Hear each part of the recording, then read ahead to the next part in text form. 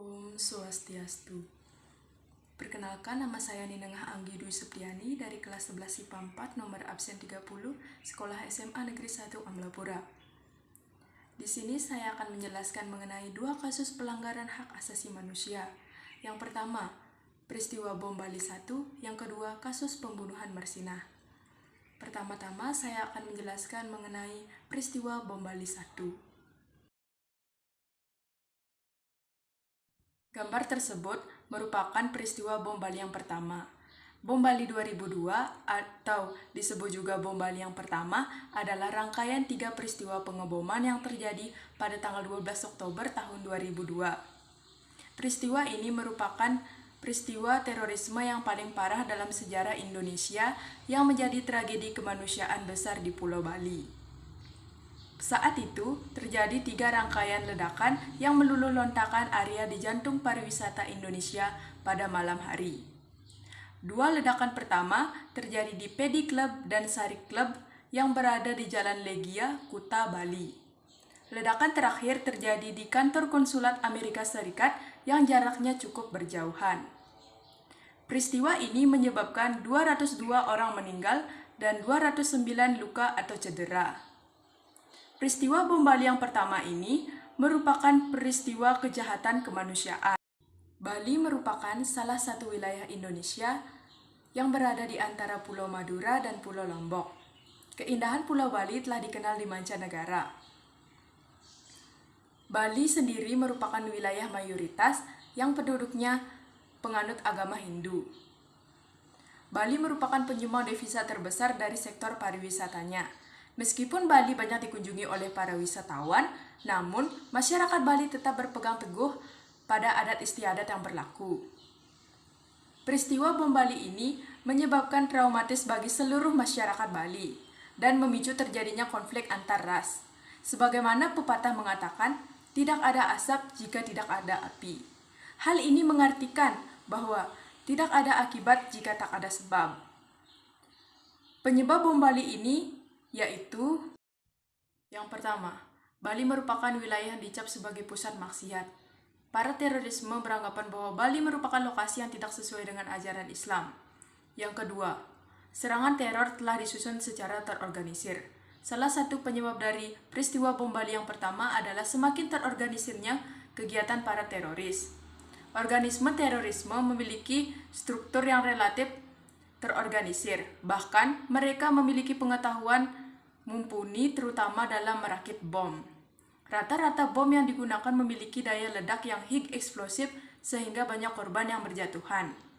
Yang ketiga, mayoritas wilayah dihuni non-muslim. Para pelaku terorisme selalu berhasil menanamkan doktrin bahwa tujuan mereka hidup di dunia adalah untuk mendirikan negara Islam sebagai dampak konflik agama. Sedangkan secara kultural, Bali merupakan wilayah yang masyarakatnya penganut agama Hindu. Demikian yang bisa saya sampaikan mengenai peristiwa bom Bali. Menurut pendapat saya, peristiwa bom Bali merupakan contoh pelanggaran hak asasi manusia karena dalam peristiwa tersebut banyak terdapat korban yang meninggal ataupun terluka. Dan dari peristiwa tersebut menyebabkan menurunnya para wisatawan dari luar negeri ataupun dalam negeri yang datang ke Bali. Baik, selanjutnya saya akan melanjutkan mengenai kasus pembunuhan Marsinah.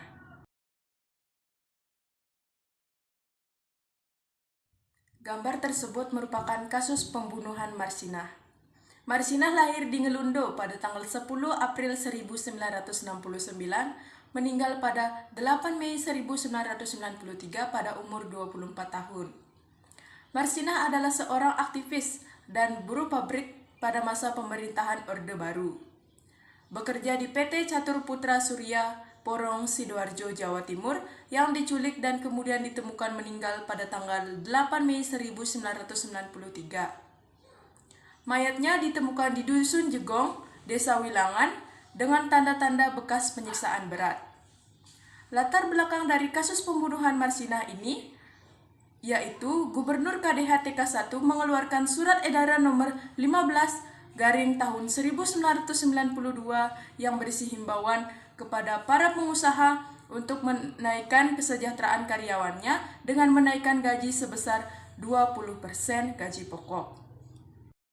Pada pertengahan April 1993, karyawan PT Catur Putra Surya atau PT CPS Porong membahas surat edaran tersebut dengan resah. Akhirnya, karyawan PT CPS memutuskan untuk unjuk rasa pada tanggal 3 dan 4 Mei 1993 menuntut kenaikan upah dari 1.700 menjadi 2.250. Marsinah adalah karyawan dari PT Catur Putra Surya yang aktif dalam aksi unjuk rasa tersebut. Keterlibatan Marsinah dalam aksi unjuk rasa tersebut antara lain terlibat dalam rapat yang membahas rencana unjuk rasa pada tanggal 2 Mei 1993 di Tanggulangin, Sidoarjo sampai dengan tanggal 5 Mei 1993, Marsinah masih aktif dengan rekan-rekannya dalam kegiatan unjuk rasa dan perundingan-perundingan. Marsinah adalah salah dari 15 orang karyawan yang melakukan perundingan dengan pihak perusahaan.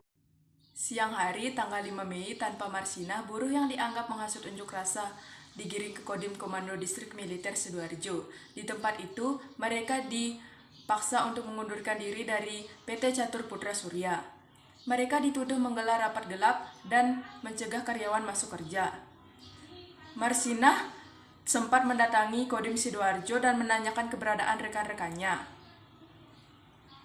Sekitar pukul 10 malam, Marsinah lenyap. Keberadaan Marsinah tidak diketahui oleh rekan-rekannya dan kemudian ditemukan telah menjadi mayat pada tanggal 8 Mei 1993. Sekian yang bisa saya sampaikan mengenai kasus pembunuhan Marsinah. Menurut pendapat saya, kasus pembunuhan Marsinah merupakan kasus pelanggaran HAM berat. Kasus pelanggaran HAM berat sendiri dibagi atas dua kelompok, yaitu kejahatan genosida dan kejahatan terhadap kemanusiaan. Kasus pembunuhan Marsinah termasuk ke dalam kategori kedua, yaitu kejahatan dalam bentuk pembunuhan. Sekian yang bisa saya sampaikan mengenai kasus pelanggaran hak asasi manusia, yaitu bom Bali yang pertama dan kasus pelanggaran HAM. Jika ada salah kata, saya mohon maaf dan saya tutup dengan Paramo Santi. Om Santi Santi Santi Om.